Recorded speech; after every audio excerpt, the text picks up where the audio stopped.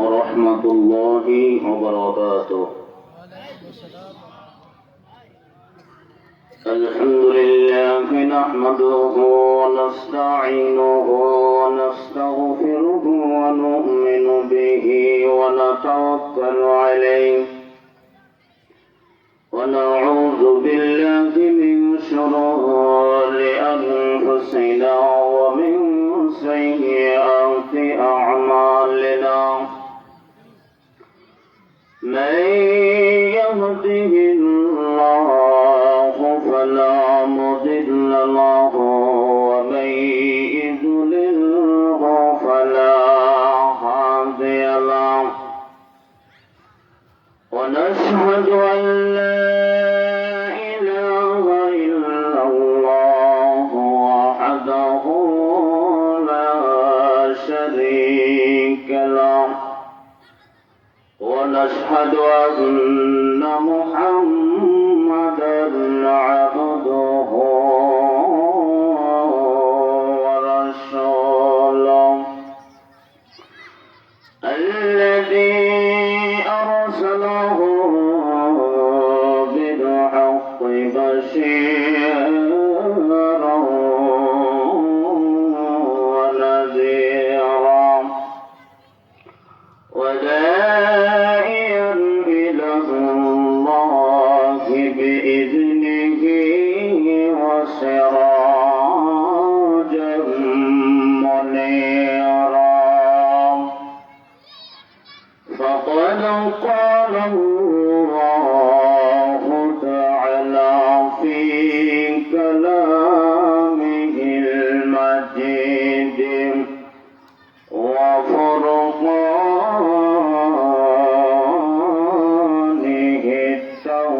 التوحيد. أعوذ بالله من الشيطان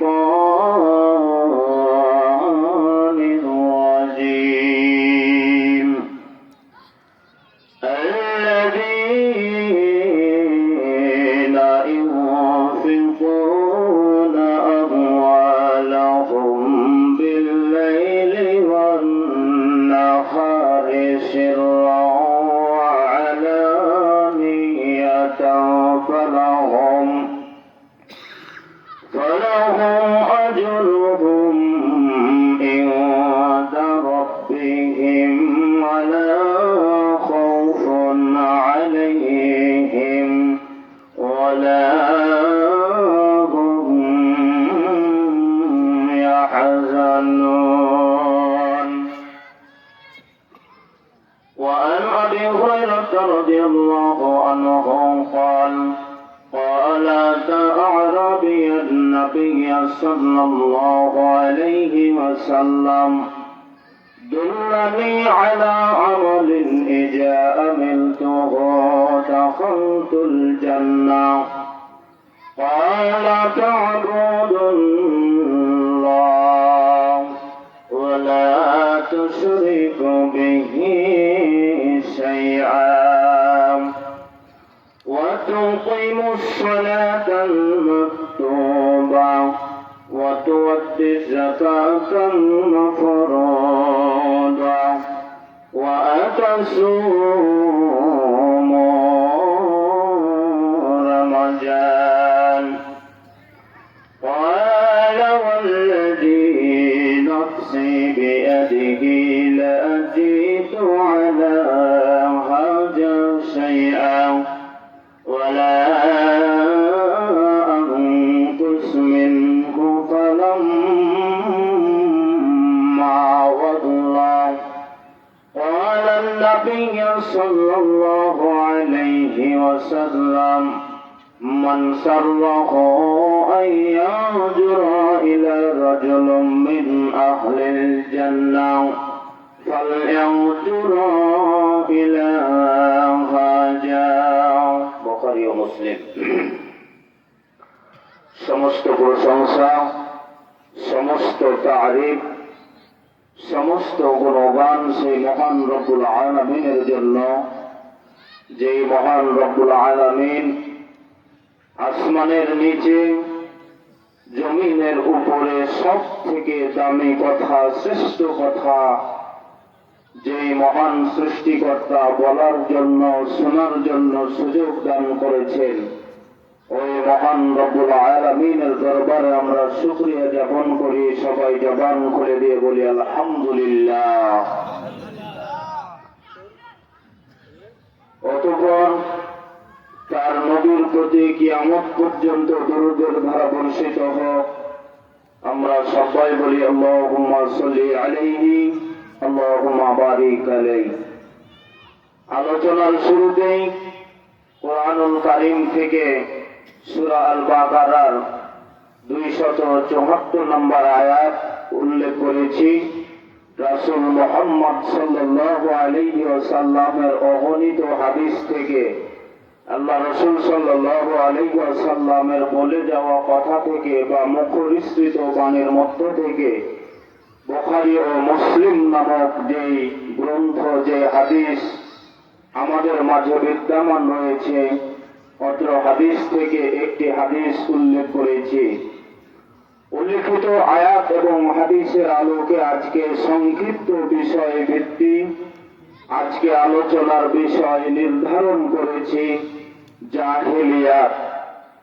জাহেলিয়াত তিনটি অক্ষর দ্বারা, জিম হা লাম, জাহাল অর্থ অজ্ঞতা, মূর্খতা, উর্বরতা। আজ থেকে জাহেলিয়াত বলা হয় আজ থেকে 500 বছর বা 1000 বছর আগের যুগটাকে আইয়ামে জাহেলিয়াত বলা হয়। আল্লাহ রাসূল সাল্লাল্লাহু আলাইহি ওয়াসাল্লামের বাণী পৌঁছার আগ পর্যন্ত যেই যুগে সব থেকে উল্টা পাল্টা, যেমন নেশাদার দ্রব্য, সুদ, ঘুষ, তারপরে কারো গর্ভে যদি মেয়ে সন্তান হতো তাহলে তাদের সাথে অন্যায় আচরণ করা হতো। এই সমস্ত কাজগুলো মূলত আইয়ামে জাহেলিয়াতের যুগে ছিল।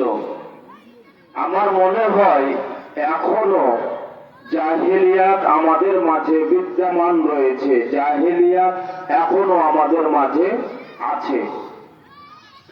যেগুলো কোরআন এবং সহিহ হাদিস দ্বারা সময়ের ব্যাপারে আলোচনা তুলে ধরব ইনশাআল্লাহ। ওমা তাওফীকি ইল্লা বিল্লাহি তাওয়াক্কালতু ওয়া ইলাইহি উনীব। জাহেলিয়াত এটা অত্যন্ত খারাপ একটা বিষয়। জাহেলিয়াত আজ থেকে অনেক বছর আগে আমাদের মাঝে ছিল, কিন্তু এখনো আমাদের মাঝে বিদ্যমান রয়েছে।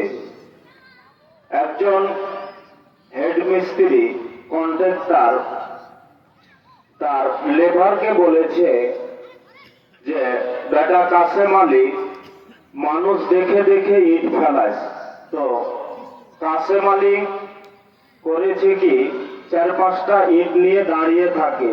দাঁড়িয়ে থাকার পরে যখন রাস্তা দিয়ে যায়, মাথার উপরে ঠাস করে বাড়ি দিয়ে দেয়। তো বসলো বিচার। এইবার কাসেম আলী বলছে, দেখেন ওটা আমার মালিকের অর্ডার। তো মালিককে বলছেন, কন্ট্রাক্টরকে বলছেন যে কি ব্যাপার? তো বলছে উনি বলেছে যখন মানুষকে দেখে শুনে ইট ফেলায়, তো এই জন্য আমি ইট নিয়ে দাঁড়িয়ে থাকি, যখন মানুষ যায় তখন দেখে শুনে ইট ফেলায়। তো কন্ট্রাক্টর বলছে যে দিব এক চড়। গাধা, তোকে কি আমি ওটা বলেছি মানুষ দেখে শুনে ইট ফেলাস, মানে মানুষকে যেন না লাগে। তাহলে এই লেবার যেমন কথা বুঝেনি, এই মূর্খ মানুষ যেমন কথা বুঝেনি, তো এই ব্যক্তিটার ভিতরে বিদ্যা কম ছিল। মানে কন্ট্রাক্টর যে কথা বলেছেন এই কথাটা উনি ধরতে পারেননি। তো আমার মনে হয় যে প্রত্যেকটা মানুষের ভিতরে আল্লাহ রব্বুল আলামিন কিছু না কিছু বিদ্যা আল্লাহ রব্বুল আলামিন মানুষের কলবে দিয়েছেন। তো আপনারা বলেন যে মূর্খ মানুষ ভালো নাকি শিক্ষিত মানুষ বেশি ভালো? শিক্ষিত মানুষ বেশি ভালো। তো শিক্ষিত মানুষ বেশি ভালো। আজ থেকে বহু বছর আগে, আজ থেকে 50 বছর আগে শিক্ষার হার কম ছিল নাকি এখন যেমন আছে তার থেকে বেশি ছিল? আজ থেকে 50 বছর আগে শিক্ষিত হার ছিল খুবই কম। সেই জামানায় মানুষকে দাঁড়িয়ে পেশাব করতে দেখা যেত না। আচ্ছা বলেন তো, যারা দাঁড়িয়ে পেশাব করে এরা কি কোনোদিন আপনারা দেখেছেন লুঙ্গি পরা মানুষ কোনোদিন দাঁড়িয়ে পেশাব করে? কোনোদিন এটা চোখে দেখা যায়নি। কিন্তু শিক্ষিত মানুষ IA pass, BA pass, MA pass, খালি পাস আর পাস, হঠাৎ করে প্যান্টের চেন নিচের দিকে টান দিয়ে রিং পেস্টল কবজা বের করে ডাইরেক্ট অন্যের অল ভিজে যাওয়ার কন্ট্রাক্টারি যারা করে, এই মানুষগুলো কি শিক্ষিত নাকি অশিক্ষিত? তাহলে শিক্ষিত গেল কোথায়? আজ থেকে 50 বছর আগে মানুষের, বিশেষ করে নারীদের উলঙ্গপনা যত বেশি ছিল তার থেকে উলঙ্গপনা এখন বেশি বেড়েছে। তাহলে সব শিক্ষিত কিন্তু শিক্ষিত বলা যাবে না। একটা আছে মোহাম্মদী শিক্ষা, একটা আছে আবু জাহেলি শিক্ষা। আবু জাহেল যে জামানায় ওয়ার্ল্ড পৃথিবীতে শিক্ষিত মানুষ খুঁজে পাওয়া কঠিন ছিল, সে জামানায় 17 জনের তালিকায় আবু জাহেল ছিল 1 নম্বরে। কিন্তু আবু জাহেলের কাছে যে জ্ঞান ছিল, যে বিদ্যা ছিল, এই বিদ্যা দিয়ে সৃষ্টিকর্তাকে চিনতে পারেনি। তাহলে এই শিক্ষা দিয়ে কোনো কাজে আসবে না। জাহেলিয়া জামানায় সব থেকে নোংরামি কাজগুলো হতো।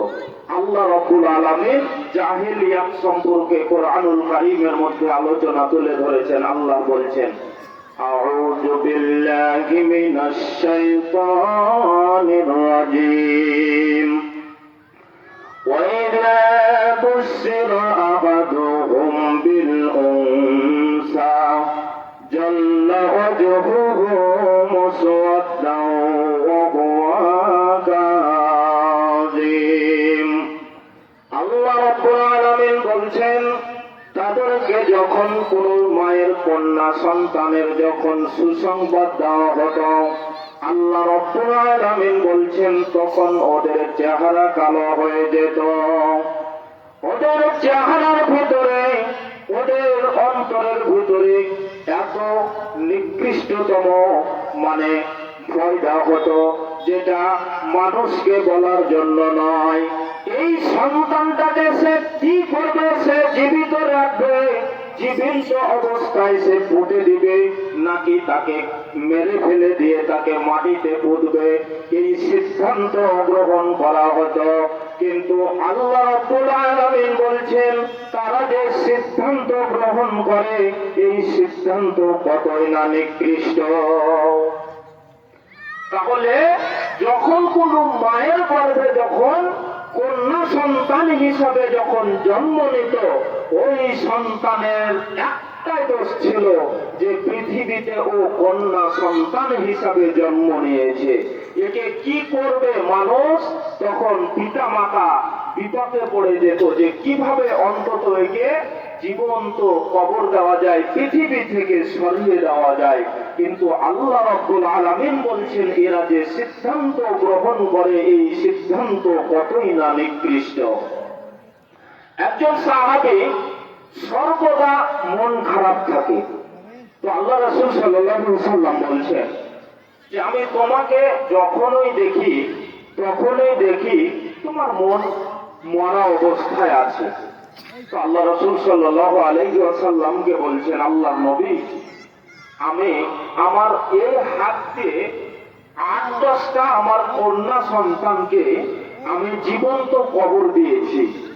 ওইটা আমার খুব বেশি মনে হয় না আল্লাহর নবী, কিন্তু আমি আমার একটা কন্যা সন্তান ছিল, এ খুব বড় হয়েছিল, ফুটফুটে বাচ্চা, দেখতে খুব সুন্দর ছিল। তো এ আস্তে আস্তে আস্তে আস্তে বড় হলো।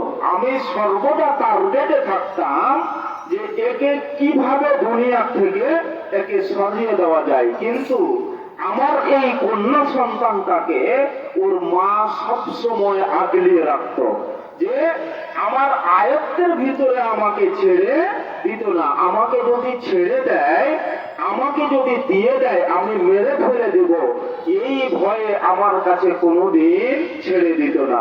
তো আমার মেয়েটা দেখতে দেখতে দেখতে দেখতে হঠাৎ বড় হয়ে গেল। বড় হয়ে যাওয়ার পরে অনেকেই আমাকে কি করতো, বিবাহের প্রস্তাব দেওয়া শুরু করলো। তো আমি খুব লজ্জিত হতাম যে আমি একজন কন্যা সন্তানের বাবা। তো আমি একদা মনে করলাম যে দাওয়াত খাওয়ার জন্য আমার মেয়েটাকে নিয়ে যাব। তো মেয়েটাকে নিয়ে যাব বলে ওনার মার কাছ থেকে আমি নিয়ে গেছিলাম আল্লাহর নবী। তো আমাকে খুব বললো যে দেখো আমার সন্তান যেন আমাকে ঠিকভাবে যেন ফেরত দেওয়া হয়। তখন তিনি বললেন যে আচ্ছা ঠিক আছে, তোমার সন্তান তোমাকে ফেরত দেব। তো এখন আমার হঠাৎ করে মনে হলো আল্লাহর নবী যে কিভাবে একে মারা যায়। হঠাৎ আমার মাথার ভিতরে বুদ্ধি আসলো যে আমি হঠাৎ করে বললাম, হঠাৎ করে তিনি কি করলেন, বসে গেছেন। বসে যাওয়ার পরে বলছেন, মেয়েটা বলছেন আব্বা কি হলো? তখন বলছে যে মা আমার খুব পিপাসা পেয়েছে। তো আমি আর আমার কন্যা সন্তানটা আমরা কি করলাম, আমরা ইদারা বা কুয়া যেটাই বলেন না কেন, আমরা খুঁজতে শুরু করলাম। হঠাৎ করে এক পর্যায়ে আমি কি করলাম, আমার মেয়েটা পেয়ে গেল, ইদারা বা কুয়া পেয়ে গেল। পেয়ে যাওয়ার পরে আমি আমার কন্যাটাকে বললাম যে মা তুমি একটু পানি উঠাও। আমার কন্যাটা খুব কষ্ট করে পানি উঠাচ্ছিল। উঠাতে উঠাতে হঠাৎ করে আমি কি করলাম, ধাপ করে ওকে ফেলে দিলাম, কুয়ার ভিতরে পড়ে গেল। যখন কুয়ার ভিতরে পড়ে গেল, আল্লাহর নবী তখন ওর চিৎকার, আব্বা আব্বা বলে আমাকে চিৎকার দিচ্ছিল, বলছিল যে আমার মার কাছ থেকে তুমি যে নিয়ে এসেছিলে, বলেছিলে যে আমি আমার কন্যা সন্তানকে আমি সঠিকভাবে ফেরত দেব। তো এইটা কি করলে আব্বা? আমাকে আমার আব্বা আব্বা বলে চিৎকার করতেছিল, কিন্তু আমার কন্যার এই আত্মনাদ আমার কাছে কিচ্ছু মনে হয়নি। আল্লাহর নবী, আমি আমার ওই কন্যা সন্তানের চিৎকারটা যখন মনে হয়, আমি আমার কন্যা সন্তানের চিৎকারটা, ওই আওয়াজটা যখন আমার মনে হয়, তখন আমি চোখের পানিকে ধরে রাখতে পারি না। আল্লাহর নবী, এই জন্য আমার মন খারাপ থাকে। তো আল্লাহ নবী সাল্লাল্লাহু আলাইহি ওয়াসাল্লামকে বললেন যে জাহেলিয়াতের জামানায় যদি আল্লাহর রাসূল সাল্লাল্লাহু আলাইহি ওয়াসাল্লাম বললেন যে জাহেলিয়াতকে যদি ধরা হয় আর আমার ওই মেয়ের আত্মনাদকে যদি এক পাল্লায় করে দেওয়া হয়, আর আমার সারা জিন্দেগির আমল যদি এক পাল্লায় করে দেওয়া হয়, আল্লাহর নবী, আমার ওই মেয়ের আত্মনাদ আমার সারা জীবনের আমল কোনো কাজে আসবে না। কিন্তু আল্লাহর নবী সাল্লাল্লাহু আলাইহি ওয়াসাল্লাম বললেন যে কেন তুমি জানো না, জাহেলিয়াতের যত পাপ ছিল সমস্ত পাপকে আল্লাহ রাব্বুল আলামিন ক্ষমা করে দিয়েছেন। জাহেলিয়াতের জামানায় যত উল্টো পাল্টো কাজগুলা হতো সমস্ত পাপকে আল্লাহ রাব্বুল আলামিন কি করে দিয়েছেন? ক্ষমা করে দিয়েছেন। কিন্তু জাহেলিয়াতের যুগকে যারা ইসলাম আসার পরে যারা জাহেলিয়াতকে ধরবে, গান বাজানা, সুদ ঘুষ ইত্যাদি, সালাত ছেড়ে দেওয়া, পাপাচার, অন্যায় যারা এখনো পর্যন্ত ধরবে, এদের বিচার কিন্তু হবেই হবে, ইনশাআল্লাহ হবে। এখন জাহিলিয়াতের জামানায় কত পাপ করেছিলেন ওমর রাদিয়াল্লাহু তাআলা আনহু। ওমর রাদিয়াল্লাহু তাআলা আনহু, আমি আর আপনি অনেক পাপ করেছি, কিন্তু আল্লাহ নবীকে বলেন কতবার আমরা মারার জন্য বের হয়েছি, কিন্তু এই ওমর রাদিয়াল্লাহু তাআলা আনহুর জান্নাত কিভাবে জান্নাত গঠন করেছিলেন আল্লাহ রাব্বুল আলামিন, এটা জীবন্ত অবস্থায় দেখেছিলেন কে? আল্লাহ রাসূল সাল্লাল্লাহু আলাইহি ওয়াসাল্লাম। আল্লাহর নবী সাল্লাল্লাহু আলাইহি ওয়াসাল্লামকে একদিন স্বপ্নে দেখানো হলো। হঠাৎ একদিন আল্লাহ নবীকে নিয়ে যাওয়া হলো। নিয়ে যাওয়ার পরে আর আল্লাহর নবীদের স্বপ্ন 100% সত্য, এটা ওহীর মতো। আল্লাহর নবীদেরকে যারা স্বপ্ন দেখানো হয় এইগুলা শয়তানি জল্পনা কল্পনা হতে পারে না। এটা আল্লাহর পক্ষ থেকে নবীদেরকে স্বপ্ন 100% সত্য দেখানো হয়। তো আল্লাহ নবী সাল্লাল্লাহু আলাইহি ওয়াসাল্লামকে বলছেন যে আমাকে একবার নিয়ে যাওয়া হলো। হঠাৎ করে দেখলাম এত সুন্দর পোশাক, এত সুন্দর বাড়ি, যার সামনে কোথায়, যার শেষ কোথায়, পিছন কোথায় কিচ্ছু বোঝা যায় না। দেখছি ওখানে একটা মহিলা গেটে দাঁড়িয়ে আছে। তো ওই মহিলাকে আমি আল্লাহর নবী সাল্লাল্লাহু আলাইহি ওয়াসাল্লাম বললাম যে এই মহিলা, এই জান্নাতের পোশাক পুরো স্বর্ণ দ্বারা তৈরি, লিমান হাজাল কসর। এই জান্নাতের পোশাকটা কার জন্য তৈরি করা হয়েছে? তখন ওই মহিলা বললেন যে লিরাজুলিন মিন আরব, এটা আরবি ব্যক্তির জন্য তৈরি করা হয়েছে। তখন আল্লাহ নবী সাল্লাল্লাহু আলাইহি সাল্লাম বলছেন, আরে আনা আরবিয়ুন, আমি আরবি ব্যক্তি, বলো এটা কার জন্য তৈরি করা হয়েছে? তখন তিনাকে বললেন আরবি ব্যক্তি, তবে লিরাজুলিন মিন কুরাইশ, এটা আরবি ব্যক্তি, তবে কুরাইশ বংশের জন্য তৈরি করা হয়েছে। তখন আল্লাহর নবী সাল্লাল্লাহু আলাইহি ওয়াসাল্লাম বলছেন, ও মহিলা, তুমি চিনতে পারোনি আমি কুরাইশুন, আরে আনা কুরাইশুন লিমান হাজার বছর। এটা কার জন্য তৈরি করা হয়েছে? এত সুন্দর পোশাক স্বর্ণ দিয়ে তৈরি, চকচক করছে, এটা কেমন ব্যক্তির জন্য তৈরি করা হয়েছে? তখন আল্লাহ নবী সাল্লাল্লাহু আলাইহি ওয়াসাল্লামকে বললেন, হুয়া উম্মতি মুহাম্মদ সাল্লাল্লাহু আলাইহি ওয়াসাল্লাম, এটা কুরাইশ বংশ, তবে এটা রাসূল মুহাম্মদ সাল্লাল্লাহু আলাইহি ওয়াসাল্লামের একজন উম্মতের জন্য তৈরি করা হয়েছে। তখন ওই মহিলাকে বলছেন যে আরে মহিলা, আনা মুহাম্মাদুন, তুমি আমাকে চিনতে পারছো না? আমি মুহাম্মদ সাল্লাল্লাহু আলাইহি ওয়াসাল্লাম, তুমি বলো এটা কার জন্য তৈরি করা হয়েছে? তখন আল্লাহ রাসূল সাল্লাল্লাহু আলাইহি ওয়াসাল্লামকে ওই মহিলা বললেন যে এইটা হচ্ছে মুহাম্মাদুন উম্মাত, মুহাম্মাদের একটা উম্মাত যার নাম হচ্ছে উমর ইবনে খাত্তাব। উমর রাদিয়াল্লাহু তাআলা আনহুর কাছে এই সংবাদ পেশ করা হলো। আল্লাহ নবী সাল্লাল্লাহু আলাইহি সাল্লাম বললেন, উমর, আজকে রাত্রে আমাকে আল্লাহ তোমার জান্নাত দেখানো হয়েছে, আজকে আমাকে জান্নাত দেখানো হয়েছে, আল্লাহর পক্ষ থেকে তোমার জান্নাত দেখলাম। এত প্রসার, এত বড়, এত সুন্দর, আমার মন চাচ্ছিল আমি একটু ভিতরে ঢুকবো, কিন্তু এত বড় মানুষের অনুমতি ছাড়া জান্নাতে প্রবেশ করব, এইটা আমার বিবেকে বাধা দিচ্ছিল। তখন উমর রাদিয়াল্লাহু তাআলা আনহু তখন কি করলেন? উমর রাদিয়াল্লাহু তাআলা আনহু তখন কাঁদতে লাগলেন। উমর রাদিয়াল্লাহু তাআলা আনহু বললেন, আল্লাহর নবী, আপনি অন্তত আমার জান্নাতটা দেখে আসতেন। আপনি যদি দেখে আসতাম, আপনার প্রতি কি আমি হিংসা বিদ্বেষ করতাম? কিন্তু এত বড় মানুষের ঘর দেখবো তার অনুমতি ছাড়া, এইটা আমার বিবেকে বাধা খাচ্ছিল। এই জন্য আমার বিবেকে বাধা খাচ্ছিল, এই জন্য আমি ঘর দেখিনি। বলেন তো উমর রাদিয়াল্লাহু তাআলা আনহু আল্লাহর নবীকে মারার জন্য তরবারি নিয়ে রাস্তায় বের হয়েছিল কি হয়নি?